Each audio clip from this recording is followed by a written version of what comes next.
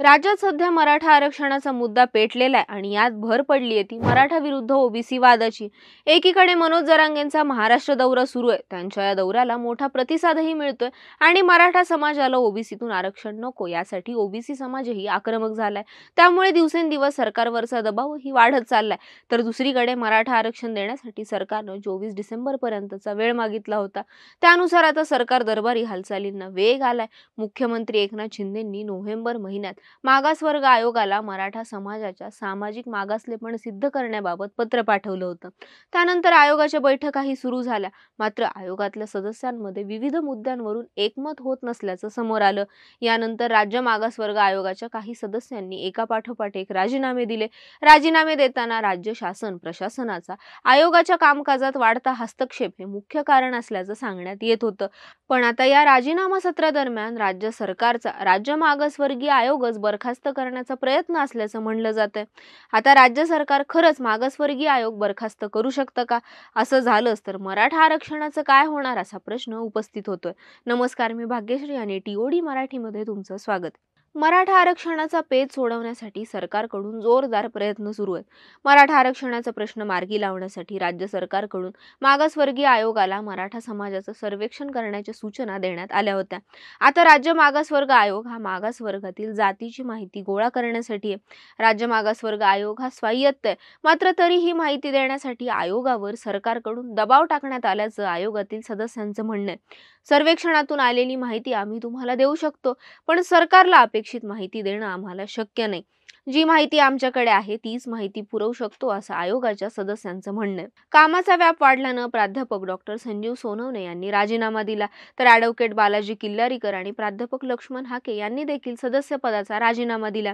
राज्य मागासवर्ग आयोगाचे अध्यक्ष न्यायमूर्ती आनंद निरगुडे हे सुद्धा राजीनामा देण्याच्या तयारीत असल्याचं म्हणलं जातंय। राज्य मागासवर्ग आयोगात नेमकं चाललंय तरी काय असा प्रश्न यामुळे उपस्थित होत असताना राज्य सरकारकडून 2 वेळा राज्य मागासवर्गीय आयोगच बरखास्त करण्याचा प्रयत्न झाल्याची चर्चा रंगतीये। मागासवर्ग आयोग बरखास्त करण्यासाठी राज्य सरकारनं विधी व न्याय विभागाला प्रस्ताव देखील पाठवला होता अशी माहिती देखील आयोगामधल्या सूत्रांकडून समोर येते। मराठा आरक्षणाबाबत मागासवर्ग आयोगाकडून ज्या पद्धतीनं काम होणं अपेक्षित होतं तसं काम होत नसल्यानं मुख्यमंत्री एकनाथ शिंदेंनी नाराजी व्यक्त केली होती। त्यामुळे सदस्यांनी राजीनामा दिला। मात्र सर्वोच्च न्यायालयात दाखल याचिकेत आयोगातील इतर सदस्य मिळून कशा प्रकारे मराठा मागासवर्गीय हे कायद्याच्या चौकटीत बसवून कसे काम करता येईल यासाठी मुख्यमंत्री शिंदे प्रयत्न करत आहेत। त्यांच्या प्रयत्नांना नक्कीच यश मिळेल। राज्य सरकारला अपेक्षित कामं आयोगाकडून होत नसल्याचं अतुल सावे एका कार्यक्रमात बोलताना म्हणाले होते।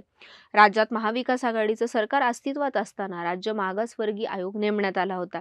या आयोगातील बहुतांश सदस्य हे मागासवर्गीय आहेत, त्यामुळे त्यांचा मराठा आरक्षणाला विरोध असल्याची माहिती आहे। त्यामुळे राज्य सरकारनं हा आयोगच बरखास्त करण्याचा प्रयत्न केल्याचं म्हणलं जातंय। मराठा आंदोलनाचा विषय पेटल्यानंतर 2 वेळा सरकारनं मागासवर्ग आयोग बरखास्त करण्यासाठी विधी व न्याय विभागाकडे प्रस्ताव पाठवला होता। मात्र मागासवर्ग आयोग आणि महिला आयोग हे संविधानिक असल्यानं तो बरखास्त करता येणार नाही अशी प्रतिक्रिया देताना विधी व न्याय विभागानं हा प्रस्ताव परत पाठवल्याचं आयोगातील काही लोकांचं म्हणणं आहे। मात्र खरंच मागासवर्गीय आयोग बरखास्त करता येतो का? तर मागासवर्गीय आयोगाचे अध्यक्ष आणि सदस्यांचा कार्यकाळ हा 3 वर्षांचा असतो आणि हा कार्यकाळ पूर्ण होण्याआधी सदस्य किंवा अध्यक्षांना पदावरून काढायचं असेल तर त्यांना नोटीस द्यावी लागते। शिवाय त्यांचं म्हणणं मांडण्याची पुरेशी संधी देणंही गरजेचं असतं आणि त्यानंतरच सदस्य किंवा अध्यक्षांना आयोगाच्या पदावरून हटवता येतं। तर यावरही आयोगातले सदस्य न्यायालयात दाद मागू शकतात। आयोगाच्या सदस्यांनी किंवा अध्यक्षांनी राजीनामा दिल्यानंतर किंवा त्यांना काढल्यानंतर नवीन सदस्याची नियुक्ती केल्यास नवीन सदस्य उर्वरित कालावधीसाठीच पात्र असतात। सध्याच्या मागासवर्गीय आयोगाच्या सदस्यांची नियुक्ती ही जून 2021 मध्ये तर अध्यक्षांची नियुक्ती फेब्रुवारी 2021 मध्ये झाली होती। आता या सदस्यांचा कार्यकाळ पूर्ण होण्यासाठी अजूनही वेळ शिल्लक असल्यानं राज्य सरकार सध्या केवळ रिक्त जागांवरच नवीन सदस्यांची नियुक्ती करू शकतं। मात्र मागासवर्गीय आयोग बरखास्त करण्याच्या या मुद्द्यावरून आरक्षणाचा पेच मात्र वाढू शकतो। मागासवर्गीय आयोगाचे सदस्य लक्ष्मण हाकेंनी राजीनामा देताना राज्य मागासवर्ग आयोगाच्या कामावर दबाव असल्यानं राजीनामा देत असल्याचं म्हणलं होतं। बाह्य शक्तींचा दबाव आयोगावर आहे, राज्य मागासवर्ग आयोग अजेंडावर चालत नाही अशी भूमिका मांडत लक्ष्मण हाकेंनी राजीनामा दिला। यानंतर लगेच 24 तास उलटण्या अगोदरच आयोग अध्यक्षांचं देखील हेच म्हणणं आलं. त्यामुळे आयोगावर दबाव टाकणारे मंत्री कोण या चर्चांना देखील उधाण आलं. पण आरक्षणासाठी मराठा समाजाचं सर्वेक्षण करणाऱ्या या मागासवर्गीय आयोगावर खरंच सरकारचा दबाव आहे का? आयोग बरखास्त झाला तर मराठा आरक्षणाच्या बाबतीत दिरंगाई होईल असं आपल्याला वाटतं का? तुमची प्रतिक्रिया कमेंट करून सांगा आणि अशाच व्हिडिओसाठी टाइम्स ऑफ डेमोक्रेसीच्या YouTube चॅनलला सबस्क्राईब करायला विसरू नका. Times of democracy TOD Marathi, लोकांकडून लोकांसाठी.